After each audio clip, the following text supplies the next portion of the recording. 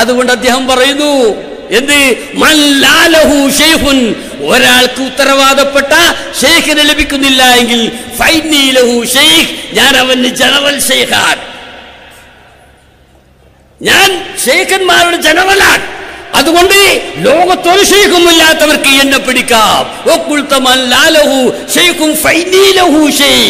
ഞാൻ അവന്റെ ഷെയ്ഖാൻ, അവന് നയിക്കുന്നവനുമാണ്.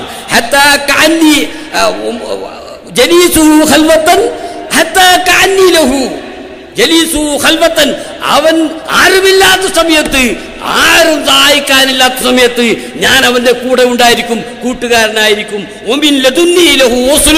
എന്നിൽ നിന്ന് എപ്പോഴും അവന്റെ സാമീപ്യം ഉണ്ടായിരിക്കും എന്ന് മുഹീദ്ദീൻ ഷെയ്ഖ് റളിയല്ലാഹു തആല അൻഹു പറഞ്ഞെങ്കിൽ നാം മദ്ഹബിന്റെ ഇമാമിങ്ങളെ മരണപ്പെട്ട ശേഷവും അംഗീകരിക്കുന്നുവെങ്കിൽ, അതുപോലെ തന്നെ തരീഖത്തിന്റെ ഇമാമിങ്ങളെ, തരീഖത്തിന്റെ മുറബ്ബികളെ അവരുടെ വഫാത്തിന് ശേഷം നമുക്ക് അംഗീകരിക്കാം. ഇതെല്ലാം ഇവിടെ സുന്നത്ത് ജമാഅത്തിന്റെ രംഗത്ത് അംഗീകരിക്കപ്പെട്ട യാഥാർത്ഥ്യമാണ്. അതുകൊണ്ട് ഏതെങ്കിലും ഒരു മുറബിയെ ഉണ്ടായേ പറ്റൂ. ഈ കാണുന്നവരൊന്നും മുറബി അല്ലെങ്കിൽ പിന്നെ ഏതാ മുറബി, നിങ്ങളൊരാളെ ചൂണ്ടിക്കാണിക്കുമെന്ന് പറഞ്ഞാൽ അങ്ങനെ ഒരാളെ ചൂണ്ടിക്കാണിക്കേണ്ട ആവശ്യം ഇവിടെയില്ല. അർഹരുണ്ടെങ്കിൽ അവരെ ചൂണ്ടിക്കാണിക്കാൻ സമസ്ത കേരള ജമിയത്തുൽ ഉലമയെ പോലുള്ള മഹാന്മാരായ പണ്ഡിതന്മാർ അവർക്ക് അത് പറയാൻ സാധിക്കും. ആരെപ്പറ്റി സമസ്ത കേരള ജമിയത്തുൽ ഉലമ അവർ അർഹരല്ല എന്ന് പറഞ്ഞു, തീർച്ചയായും അവർ അർഹരല്ലതാനും. ഇതാണ് നമുക്ക് ഇതുവരെ ഇവിടെ നടന്ന കാര്യങ്ങളിൽ നിന്നെല്ലാം മനസ്സിലാക്കാൻ സാധിക്കുന്നത്. ഇനി തരീഖത്തും ഷെയ്ഖുമാരും ഒക്കെ എവിടെയെല്ലാം എത്തിപ്പെട്ടിരിക്കുന്നു എന്നതിനെ കുറിച്ച് ഞാൻ പറയേണ്ടില്ല, നമുക്ക് എല്ലാവർക്കും അറിയാം.